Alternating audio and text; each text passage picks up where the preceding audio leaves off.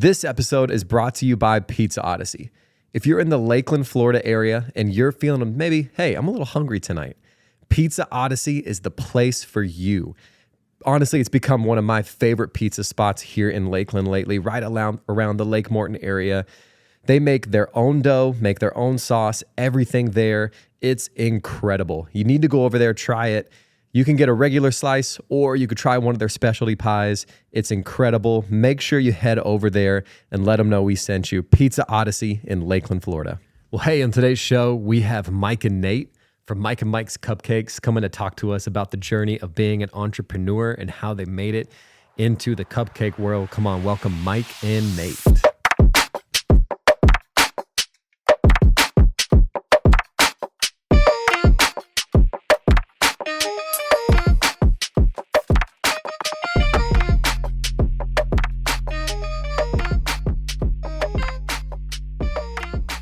All right. Well, I think we're rolling. Welcome, fellas. Welcome to the show. Thanks for being here. Thank you for having us. Absolutely, man. Of course. Well, let's for everybody listening, let's introduce who you guys both are and what you do.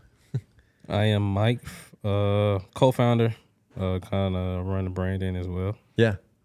Nate, co-founder of a business called Mike and Mike's. Mike and Mike's Cupcakes, dude. Yes, sir. Dude, yeah. My wife and I discovered you, which I'm sure you guys have been around, and we'll get into that. Been around for a little bit now, but I think the first time we had it was last year at a friend's kid's birthday party. Right. And they were incredible, dude. And I'm not just saying that because you're sitting 2 feet away from me. I'm being legitimate, dude. Like, that's what we go for now. My kids love it. That's awesome, yeah. man. That's and good to it's, hear. I mean, as healthy as you get in like the dessert industry, that's where it's at, right? Yeah. Right. Yeah. Yeah, I mean, I think the goal is what we like to say is better made. That's the key. Better made product. When we were first initially working on this item, it was, can we make something that tastes just as good, if not better than traditional cupcakes, but just a little bit better for you? Yeah, yeah. So let's get into that too, because I'm curious.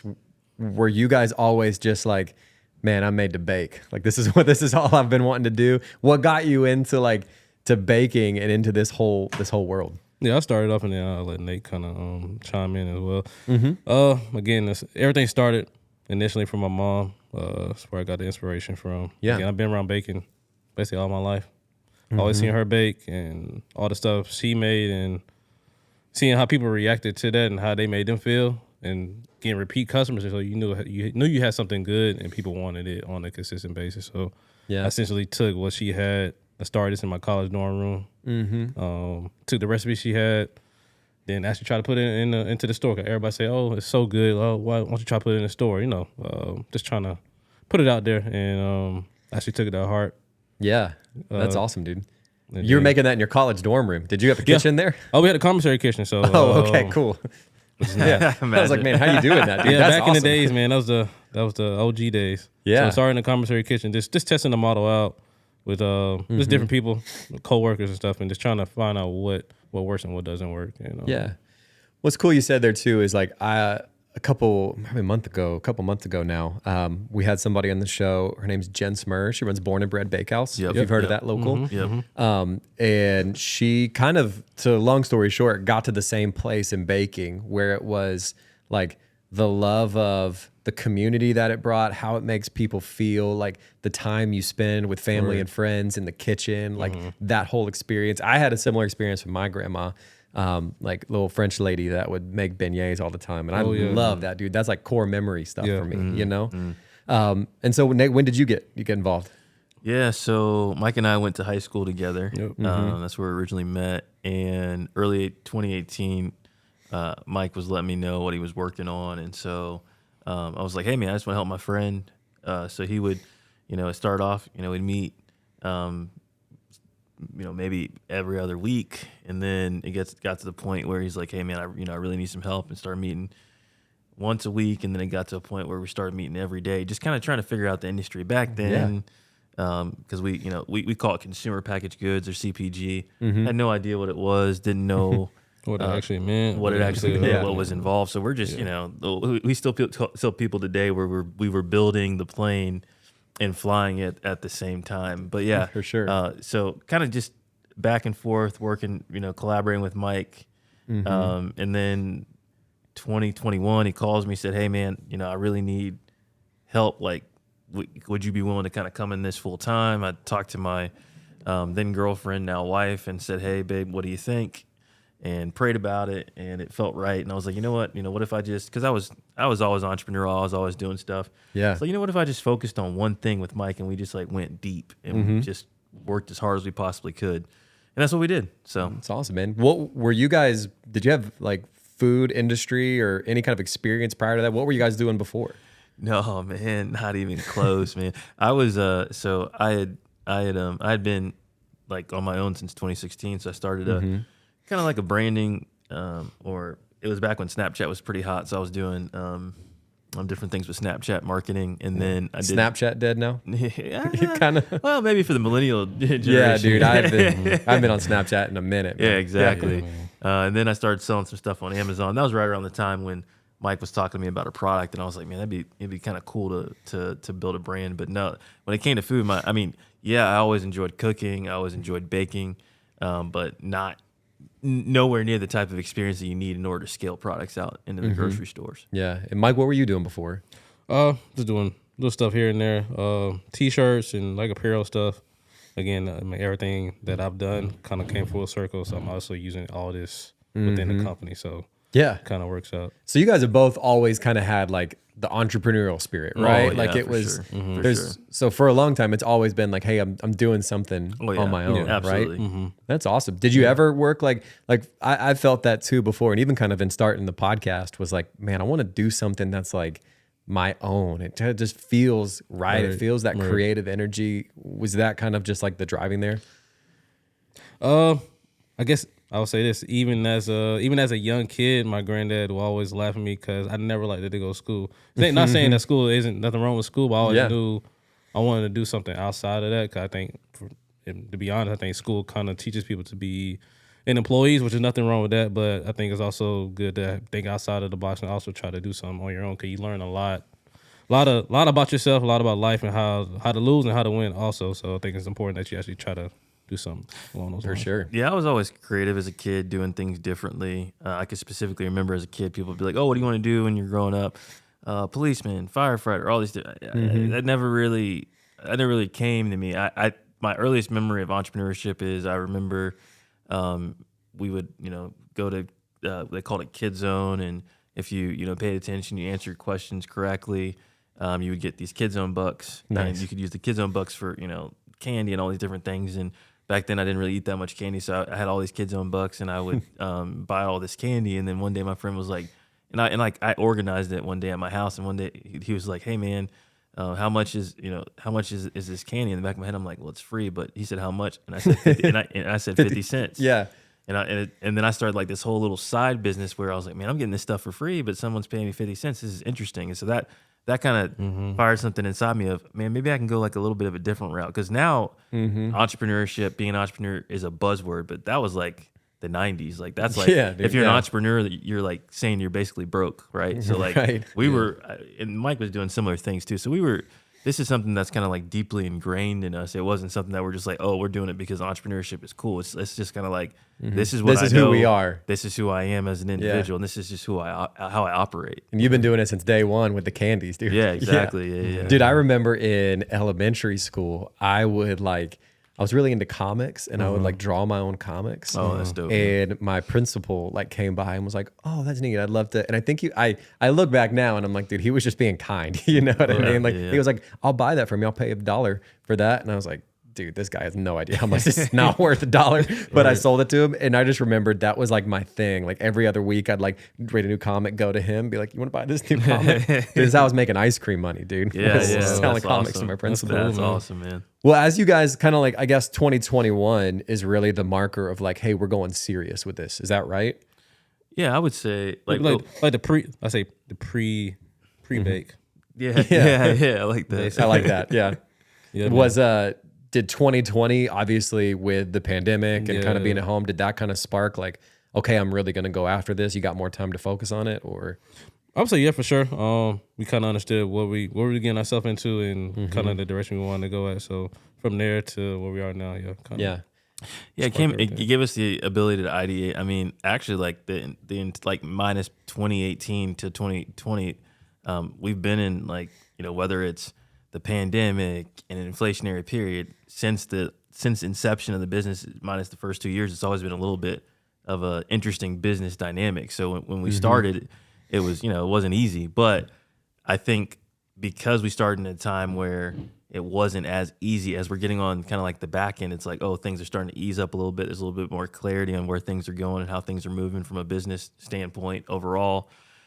We always told ourselves if we can make it during the pandemic, if we can make it during an inflationary period, anything's possible. That's true, man. So let's go through the journey a little bit, because like we know you guys now as like being in Publix, and I actually think where you guys are at in Publix is so cool, because it's like the perfect, instead of being like back in frozen goods or stuff like that, it's like got its own little section there in the bakery area.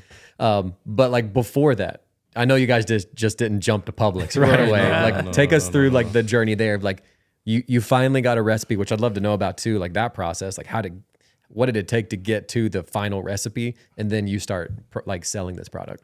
Okay, sure.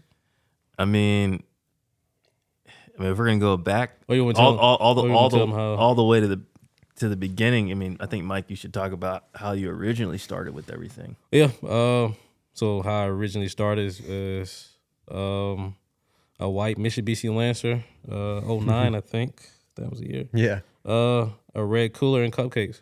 Let's go. And I would drive from here to Temple Terrace, I would say every day for 3 months. The first account I went after was a Circle K.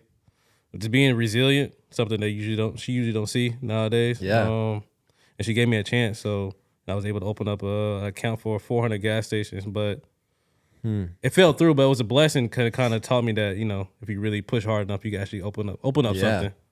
And then they said, from there, he said, if I'm able to open up something like that, what if we actually put some foundation behind it? What can it actually be? Yeah, that opened up my eyes too, because back then, like, you don't know what you don't know unless you go into a different realm of possibility. So back then in our concept, it's like, okay, like there's an opportunity here, but we don't know how big it is. But then when Mike, I'll never forget, we're, back then our office used to be Starbucks. So we come meet at Starbucks. Which was Lovebird now. Yeah, which is Lovebird. RIP that Starbucks. But dude, I worked at that one. Really?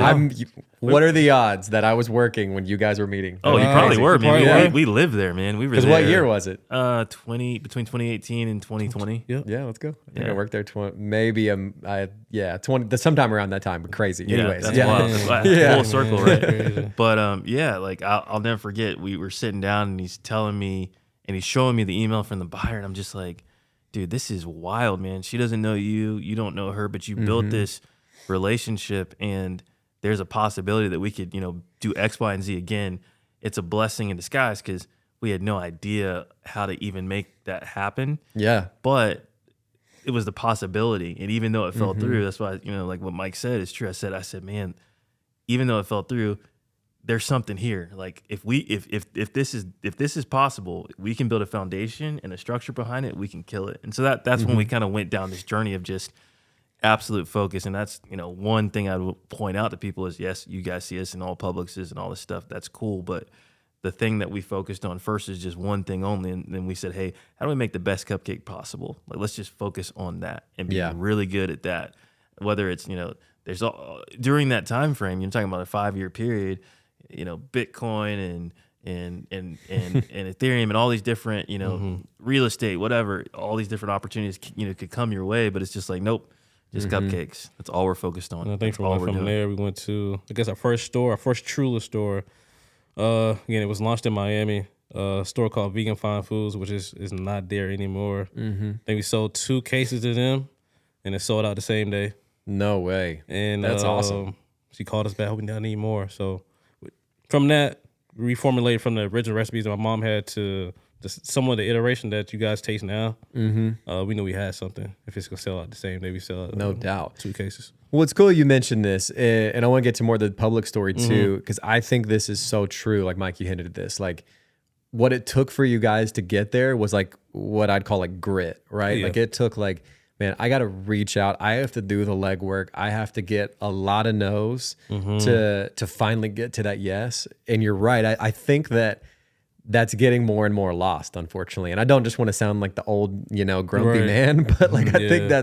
that is a reality, dude, where it's like you've like a phrase too that I've heard that I kind of live by too, especially like with the podcast or anything that I set out to do is like, man, if I don't quit, I win. If I just keep going through it, there's going to be some no's, there's going to be some valleys, but there's also going to be some mountaintops if I wait for it, you know? Yeah. And you guys have experienced that, right? Yeah. I mean, the ultimate secret, and Mike and I, realized it is if you literally don't give up and you just stay the course. I mean, it's the story, the old childhood tale of the tortoise and the hare. Mm-hmm. Who won the race? The tortoise, because it was consistent and it didn't stop. That the hare's like taking breaks and high-fiving his friends and saying, "I'm faster than him," and not even thinking about the ultimate goal is just keep on moving. Don't stop. Don't get distracted. Very true. So good, dude. So let's go back. You guys go for the gas station, go for that. And obviously it launched out of the vegan food store in Miami.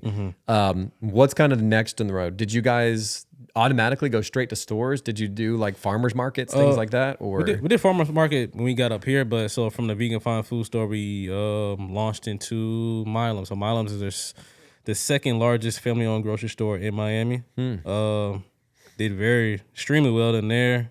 So well, we had to shut it down because we couldn't keep up with the demand. That's when we was working out of the commissary kitchen. So against a sin to stop selling something and just cut it short like that. But we know it's important to create that foundation. So that's when I brought it back up here to Miami. And then I told Nate, then that's how we kind of built this foundation. It was, again, like that was what, for us, it was like continuous validation. It's like, okay, Circle K buyer, cool, validation, fell through, but there's validation. All right, vegan fine fruits, sells out in a day. They want more product, validation. Second largest family-owned store in Miami. Product keeps selling out, validation. And then it's like, okay, we can't keep up. And so we started going down this journey of, again, no experience, no understanding of what it means. This process of co-manufacturing where you go to, whether it's a small facility or a larger facility where you basically are contracting them to manufacture your product. And that's really kind of what changed the game for us, because then it's like, okay, we don't necessarily have to, pay for the overhead and all the, the associated cost of our own facility, but we can find someone that can essentially make our product. And actually, this is kind of where Catapult does play a role. We were in Catapult at the time, and one of the main people that was over Catapult introduced us to our first co-man. So that was really cool because again, it's very hard, especially what we're trying to do, to find those type of people that are willing to make those types of product, especially when you're new. Because it's this interesting jump of, okay, you're not big, you're still figuring things out, and it's a risk. Or like, if I purchase all these ingredients, are they going to be able to pay? Are they going to? So you it's think like about. It's almost like a secret knit group in the baker space. It's so small, but trying to get new people in is super hard. Correct. Yeah. Right. So that whole process, and that took like, if I'm thinking about it, it took a year and some change, because so it's like all through the pandemic to 2021, figuring out the model of, okay, going from commissary kitchen to co-manufacturing, going from delivering the product out of Mike's car to delivering the product out of a truck, like a distribution truck. That whole process, setting it up, aligning it, making sure that everything flows properly, and then basically, Mike again doing what he always does, which is he has a unique ability to just open up strategic doors that you can't even find. It's like, how did you even find that door? Partnering with a local chain of stores in Central Florida called Healthy Edge Group. So it's part of those stores. Maybe you guys are familiar with Chamberlain's. it. Chamberlain's. Yeah. And so we relaunched with the co-man and the distribution partner, and we got into about 14 stores in Central Florida, North Florida, and almost South Florida. And then it's like, okay, all right, we're back. Like, market validation again. Consumers love the product. We would do things like we would go and sample the product in the stores, because in our industry it's called creating trials. You want consumers to be able to try the product and kind of get familiar with it, and then convince, basically say, oh, it tastes good. How much is it? Oh, it costs this much, and then they'll buy and continues to repeat purchase. And we tried different things where we would go down the farmer's market and sample product, and then you start to get a rhythm of, oh wow, like when you sample, even if it's in store or outside, people aren't going to eat cupcakes at 10 o'clock in the morning because it's breakfast time. You right? learn all that stuff just doing it. People are going to eat dessert items probably around 1. Yeah, it's the timing you 1:30, figure out. 2, Yeah. 3:30. So our product doesn't work for the farmers market. That's actually interesting to figure out. Yeah. What's interesting there too, I feel like, is people don't realize that journey, I'd imagine, of an entrepreneur in like a product like that, where like you said, you guys were having wild success. Like it was selling out quickly. And even though it was selling out quickly, it was really hard to keep up with the demand. Right. And so making that next step of like, okay, we have to kind of let go a little bit of like, I just can't make this on my own. We need help in mass producing this. Was that difficult for you a little bit, that like trust and putting in somebody else? Like, hey, okay, you can make it now. Like exactly, like here's the ingredients. Was that a little bit difficult? Yeah, for sure. Away? I mean, again, IP is everything, especially in this industry, of the secrets and all that stuff. But at the end of the day, you got to be able to trust. You got to be able to trust some people in order to get to where you need to be at. And that was an important step we had to do in order to get to where we're at today. So still, you got to trust. Yeah. In order to. Yeah, I think that's the key as you continue to grow your business and the trajectory that we're moving towards is you start to realize that you have to, like, in order to grow, you have to be willing to like give up less and less control. Like obviously strategic, like you're not strategically. you're not just going to give up control to just random people you don't trust. But it's like, okay, Mike and I are two guys that now at this point we are seasoned. We do have experience in this space and we know what it means to scale. But you get to a point, it's like, okay, well, there's somebody that's been in the industry for 25 years, 30 years, 40 years, where they can inject that 40 years and take us from, what it took us 5 years to get.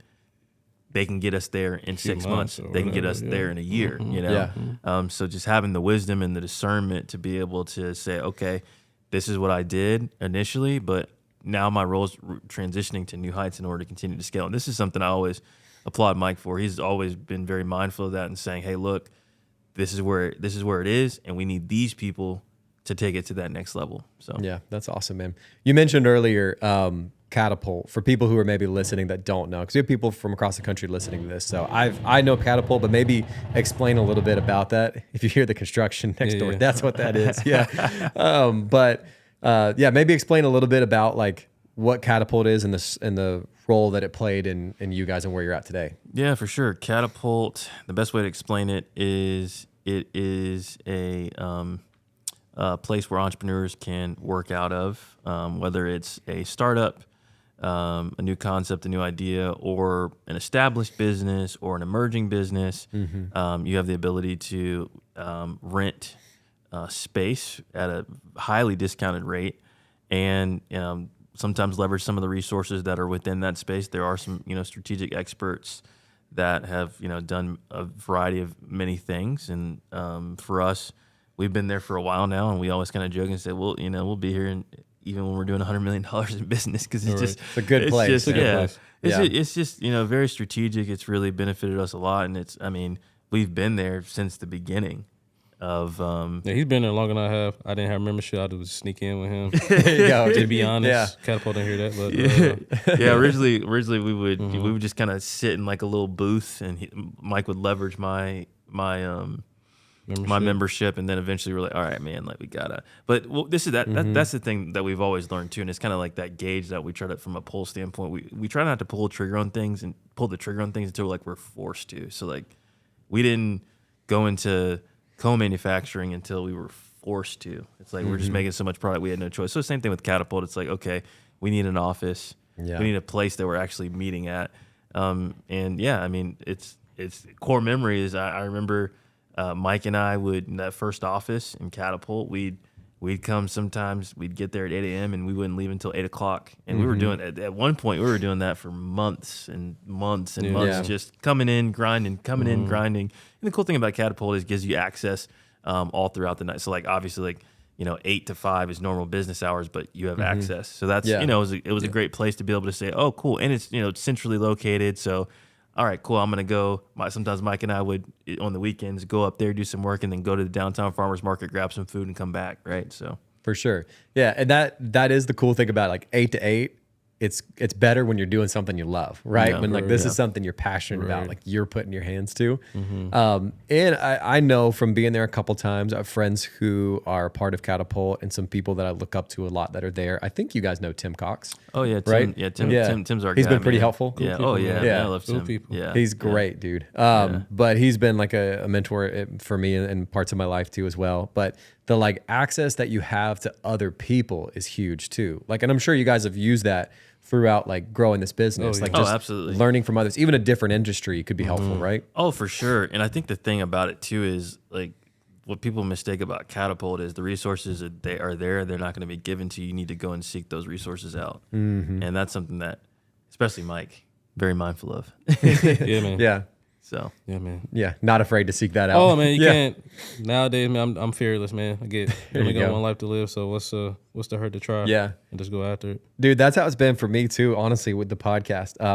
The next guest I'm actually recording tonight, which everybody will see maybe in a couple weeks or so. I knew of him and he just happened to visit the coffee shop at the same time I did. Yeah. And I was like, I gotta get him. And so I just walked up. And that's always kind of like a Right. Just gotta go it's for like, yeah, like what's a friend of mine says, I'm gonna butcher the quote, but it's basically like you don't get success without a little bit of humiliation. You know what I mean? Like you just got to go for it. Right. Like, hey man, I got agree. a podcast. You probably heard that a million times, but I'd love for you to be on it. Yeah, you know, right. I agree. but you got to go for it, dude. If you want to, Absolutely. if you want to see it, nobody's gonna grind for you. You know, yeah. dude. I would love to know. Like, obviously, you said, and I believe it too. You guys are seasoned now in what you're doing. Are there any regrets that you have? Like leading up to like, oh man, I wish we would have done this a little bit differently, or has everything just led up to like, I'm glad we went through that because it taught us a little lesson, you know? No, I mean, I'll jump in. I'll let Mike go through it. I don't think there's any regrets. I mean, sometimes we'll jokingly say, "Oh man, I wish we would have done," but all of these things led up to where we're at today. If anything would have been done differently, I don't even know if we'd be in Publix, to be honest. I mean, Yeah. one single moment could change every aspect of the business, and so I honestly have zero regrets with how things started, where we're at, what we're doing, how we're working towards things, because it's just the amount of lessons that we've learned. We've learned how to scale cupcakes. We've learned about manufacturing. We've learned about product. We've learned about pricing. We've learned about how to work with a large retailer. We've learned about selling products and how to launch new items and how to work with contract manufacturing and food scientists and all these it's a whole different bunch of it's stuff. a So whole many bunch things, of dude. different Yeah. distribution, There's just a lot of yeah. lessons you learn. Yeah. For me, no regrets, but I think the most important thing about this whole journey when I started is just how can I say it? I guess seeing something that's like in your mind, but actually taking the time and actually all the hard energy it takes to bring something in reality, like as its physical form, which is so hard to do, and just I guess going by faith. And now Yeah. you can't see it, but you're actually working towards it to bring it into your own world, which is the hardest thing, starting For sure. from scratch. So. Dude, and you guys are doing things I bet you weren't even dreaming about 10 years ago, like Oh, meeting yeah, with man. food scientists and like packaging and stuff Right. like Yeah, that. man, not even close, Right. man. Not Was even close. was the journey towards getting into Publix pretty difficult? Is that probably the most challenging piece of the?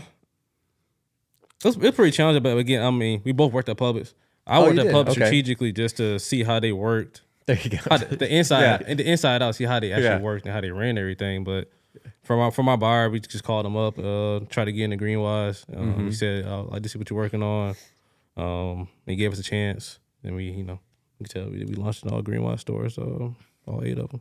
Yeah, I'm trying to think back. I think it's sometimes it's hard to go that far back and try to remember, just because based on what we're dealing with now, it's just so different. But yeah, I think it was definitely challenging. I mean, it's still we're still dealing with a significant amount of Yeah, challenges yeah. even today. I think it's kind of like, and it's very surreal for us to even say it, because we used to always say we just need to, because that was the hypothesis.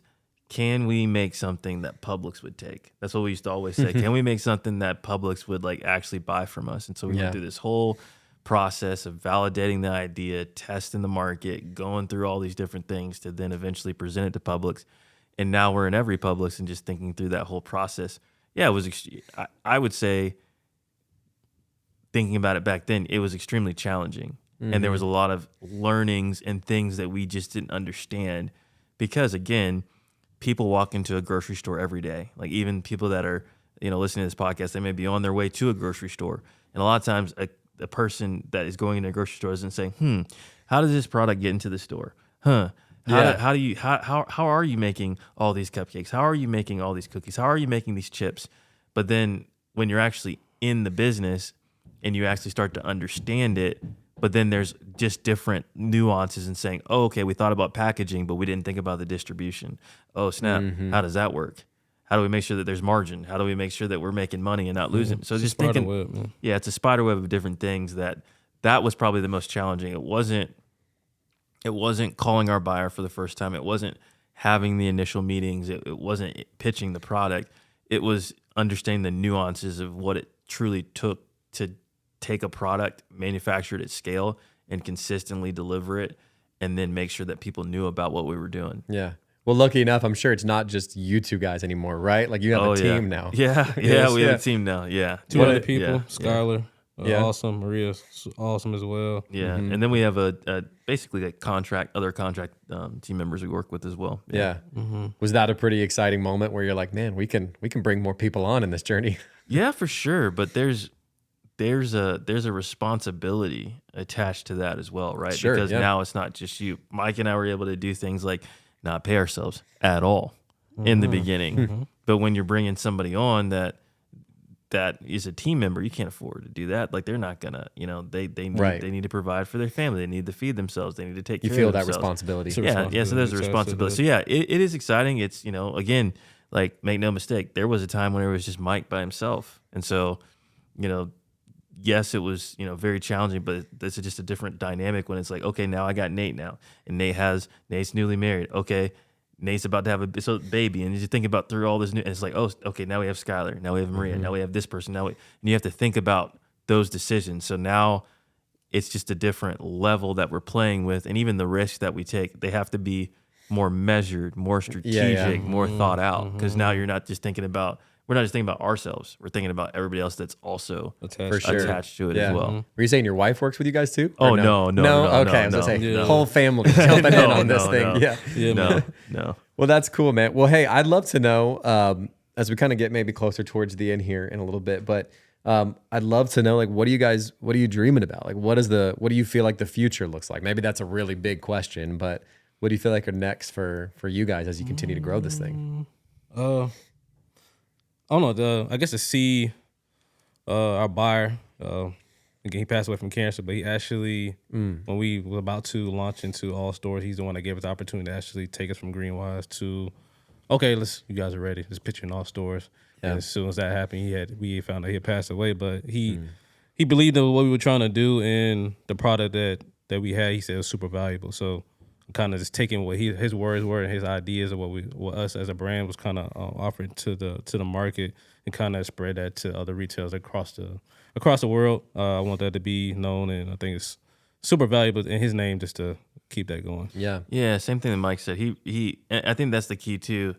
There was two specific buyers, one at Chamberlain's or Earth or Healthy Edge Group, and then Milton. When we were in Greenwise, he was our category manager, and he's the one that basically determines whether or not the product is coming in and out of the store. I'll never forget, we were sampling the Greenwise store in Lakeland, RIP. But anyways, we were sampling the Greenwise store in Lakeland, and he came in and he just sat with us, man. He was there for about 45 minutes, talked to us, and just really mentored us. Yeah, mentored us and just spent time with us, man. And it just meant so much. And giving wisdom and saying, hey, you should do this. You should think about packaging like this. You should think about this. You should this is how you should think about the whole market. And when he and one of the last things he said to us is, this product is important. What you guys are doing is important.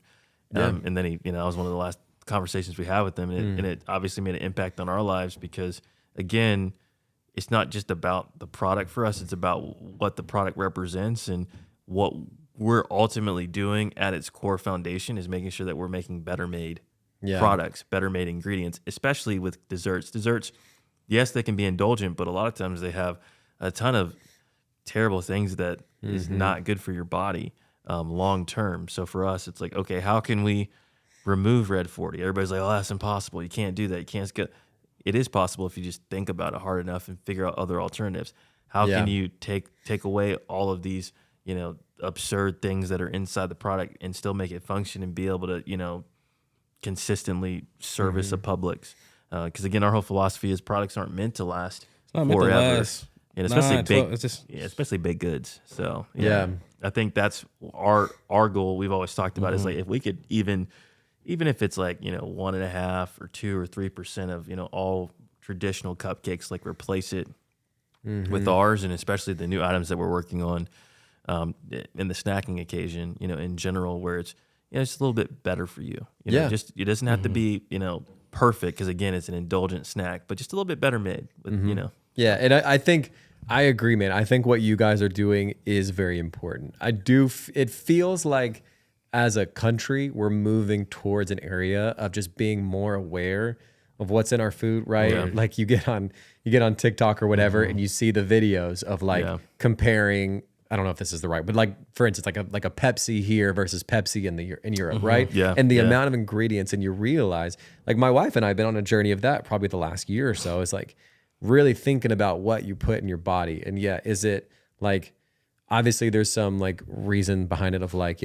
oh, it's just quick and easy to just grab this cheap, whatever. Right. But like, are you actually, how are you taking care of what like God has given you, like your body and your temple? Yeah. Like for me, I think what you guys are doing is really important. And even friends that I have that are, because like, right, you guys are gluten-free, you're vegan, you're all of those things, that eat that way and couldn't indulge and couldn't have like dessert, and now they can. And I really can't think of anything else that's like, I'm sure you guys know your competition, but like personally, I can't think of it. It's very few. Yeah, there's not too many people doing it, just because it's very challenging. Yeah. It's Well, not and I easy to imagine do. as you grow too, it's easier to be like, oh man, we could cut corners here and like make more profit or whatever. But you guys really focus on like, no, this is the mission. Yeah. Yeah, absolutely. 100%. We've been challenged with that many times on many occasions. But again, we've always placed it from the standpoint of, if I personally feel like I'm not going to go and buy this and eat this on a regular basis, why would I give it to other people? Yeah, because we're thinking about it from the perspective of like, we've seen people when we used to sample in Greenwise and try the product. These are actual everyday regular people. It's just not a cupcake that's moving and we're making all this money. That's not how it works. There's an actual individual person that has a household that affects them and their family and their loved ones that's eating and indulging in our product. And so that's how we think about it. It's a little bit different. Yeah, taste, again, in the Black culture, we lead taste. Taste is everything. So you feel like you're sacrificing, you're not going to get that with our product. You're always going to make sure it tastes good. Yeah. And you feel like you're getting your money's worth. So any product, you see that name on Mike and Mike's, always know we took the time to make sure the product tastes good, the functionality behind it, and you feel like you're not sacrificing for anything. Yeah. Dude, and I agree with that. And I'm not just saying this because you guys are sitting right in front of me, but I remember the first time that we had it at that birthday party, and my wife explained to me like, oh, this is Mike. She knew about you guys before I did, but like, this is Mike and Mike's Cupcakes. Try this. And I was like, this is incredible. And then she explained to me, oh yeah, it's vegan, it's gluten-free, it's all these things. I was like, man, this is good. Like, you guys are legitimate. That's what we get now. If we're getting like a sweet treat, it's like, oh, this is. We appreciate it. And my son loves it, dude. That's like, awesome, man. Yeah. I'm gonna have to tell him. Like, I hung out with you guys and we'll get him some more. Yeah, man, that's the key, man. It's trying to get the everyday consumer, not just the vegans. You want to get everybody. Exactly. Yeah. Because it beyond just like maybe dietary restrictions, it's actually like ultimately good for you. And I agree. I don't think you're sacrificing anything in the taste, you know? Yeah. Well, man, as we're kind of getting ready to close too, I'd love for first, like, how can people find you guys? I know we mentioned Publix about 100 times here, but what are some other ways people can kind of keep up with what you guys are doing? Yeah, for sure. So we have Instagram at Mike and Mike's Desserts. You can follow us on TikTok for the Gen Zers out there. We also have it's still in beta, but we have like if you're a super fan, you really want to know more stuff. We have a Facebook group where you're getting a little bit more inside information, new products, new things they're working on, or that we're working on as a company. Yeah, pretty much everything he said. But That's just trying to get a name out there more. It will be bigger soon. Trust me. I believe it, dude. I believe it. It's cool too that like I mean Publix has taken you outside of Florida too, right? Yeah. Yeah. Like It's that's been all over awesome. now. Yeah. Yeah, man. Well, dude, this is how we always end the show with one more minute left. Maybe what's one thing? Obviously, we talked a lot about like entrepreneurship and grit and just going for it. If you guys were to kind of encourage somebody listening to this that feels a little bit inspired by what you guys did, what's maybe one word of encouragement? Maybe you both have one of just like to leave them with before we head out. For me, something that I tattooed on my arm is always dream big. Like with anything, just go for what you want to do. Go for your dreams. Just actually chase them and just work hard. I love that. Yeah, actually, same. I have it tattooed on my arm. Have your own faith. My dad used to always tell me that before he passed, and then it kind of finally had an epiphany. I was like, all right, I do have to have my own faith. I can't be dependent upon his faith in order to move past and move mountains. But yeah, you have to have ultimate grit, ultimate determination, and just be laser focused. Don't get distracted. It's very easily to get distracted in this day and age with all of the opportunities that are out there. And it's important too, I mean, to kind of know yourself and know what you're good at, know what your strengths are, and being okay with like, okay, I'm not really as strong in this, and maybe it's a partner that can come in and help you on that side. So there's things that Mike's really good at that I'm not good at, and I'm not even trying to step in that role, and then vice versa. And we know how to maneuver, and that's how we've been able to grow. So I love it. Well, dude, guys, thank you so much for being on the show. It really does mean a lot. And I'm sure this is going to inspire some people that are going after the dreams. Yeah, thanks for having us, man. We'll take it for granted. Any opportunity we can to kind of elevate you and just kind of spread the word we're trying to do. I appreciate it, guys. Thank you. Thanks, Yeah, man.